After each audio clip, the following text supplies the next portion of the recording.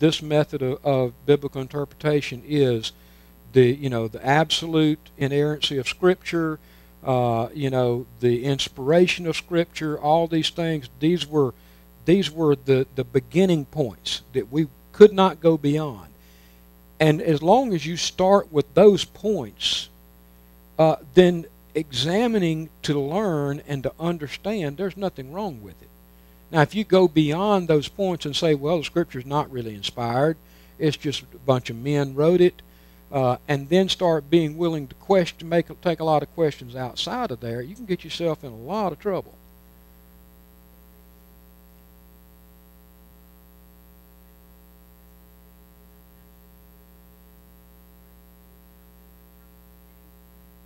Mm-hmm.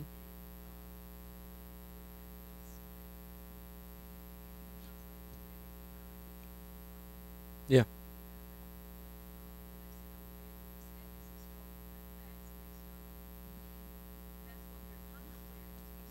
Sure.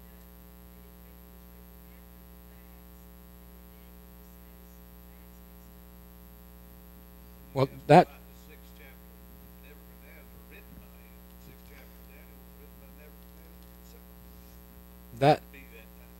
one of the favorite lines of liberal higher criticism is to try to push the date of the book past the incidences about which it prophesies.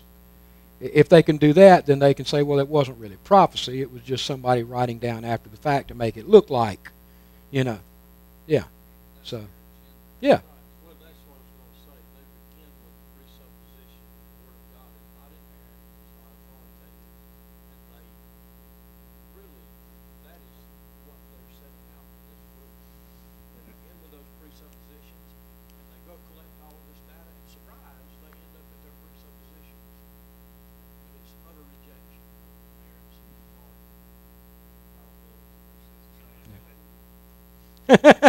Yeah. They just lied. They said the same thing about James. James didn't exist as late as wood. Then they found the scepter roll where he was buried in 17 AD. What do you say now? Well, that must be some other. What he said to brother Jews didn't lunatics. They're just liars. They like this president we got. They're just liars. All right, let's get back to Amos here. Now, I want you to pay very special attention to the language that God uses when He's speaking to Israel. If these verses don't just send chills up your spine when you consider who these people were He's writing to, then there's probably something wrong with your spine. It's that strong a language. Amos chapter 1 verse 2, right off the bat. What does he say? The Lord roars from Zion. What does that image paint in your mind? That of a angry lion about to start devouring. The Lord roars from Zion and utters His voice from Jerusalem. The pastures of the shepherds mourn, and the top of Carmel withers. You remember what happened on top of Mount Carmel?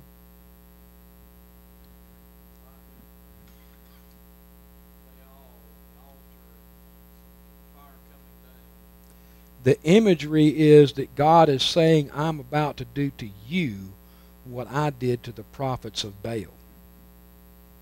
As a nation, I'm about to act toward you in that very same way. Chapter 3, verses 1 through 2. Hear this word that the Lord has spoken against you, O people of Israel, against the whole family that I brought up out of the land of Egypt. You only have I known of all the families of the earth, therefore I will punish you for all your iniquities. Now, a lot of times we think of the first part of that little phrase at the end, you only have I known of all the families of the earth. We tend to think of it in a good context.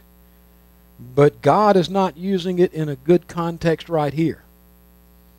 He's saying, you have been my favored people, therefore, because you have been my favored people, and I have shown my mighty works to you over and over and over again, because you have refused me, then I'm going to be even harsher on you than I would be someone who has never known me. Yeah. I mean, these are chilling words from God to the children of Israel. And notice how he brings in the issue of bringing them out of the land of Egypt. Now, how many of these people were alive at the time that God brought Israel out of the land of Egypt? None. It had been generations. But what he was doing was linking his goodness and his steadfastness with the fact that generations later, these people could say they were the descendants of those because God had protected them. And yet they were basically rejecting all of that goodness and protection that he had shown toward them down through the generations. Yeah. Yeah. Notice with me chapter 4 through chapter 5. Thus I will do to you, O Israel, because I will do this to you. Prepare to meet your God, O Israel. Now that's scary language.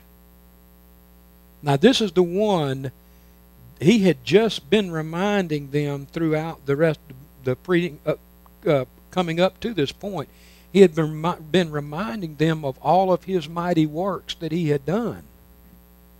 Reminding them that he was the one that brought them out of Egypt. And what would that have conjured up in their minds? You know, the crossing of the Red Sea, the destroying of the Egyptian army, all these things that had, the plagues, everything else. And then him say, prepare to meet your God. That's chilling stuff. He said, prepare to meet your God, O Israel, for behold, he who forms the mountains and creates the wind and declares to man what is his thought, who makes the morning darkness and treads on the heights of the earth, the Lord, the God of hosts, is his name. He said, let me remind you of who I am. And you're about to meet me face to face.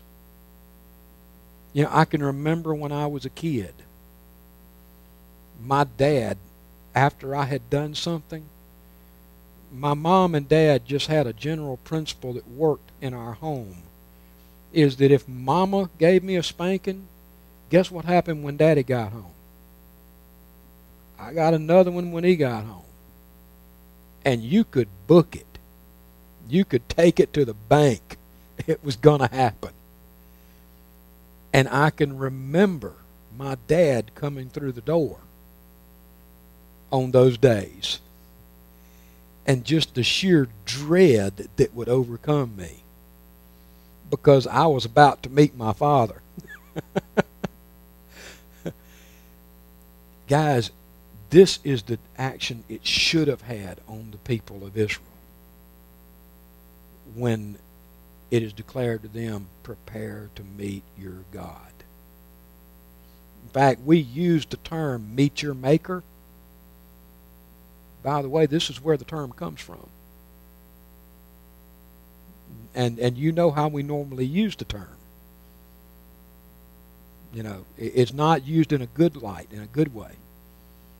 Someone's, about to meet their maker. The idea is suddenly you're about to stand before the God who created you and things don't look too good for the home team. Chapter 7. Verses 16 and 17. Now therefore hear the word of the Lord. You say, do not prophesy against Israel, and do not preach against the house of Isaac. And that's what these people were saying when the prophecies were coming. Therefore thus saith the Lord, your wife shall be a prostitute in the city, and your sons and your daughters shall fall by the sword, and your land shall be divided up with a measuring line. You yourself shall die in an unclean land, and Israel shall surely go into exile away from its land. Guys, do you realize what God is prophesying against these people? They have rejected his word. They have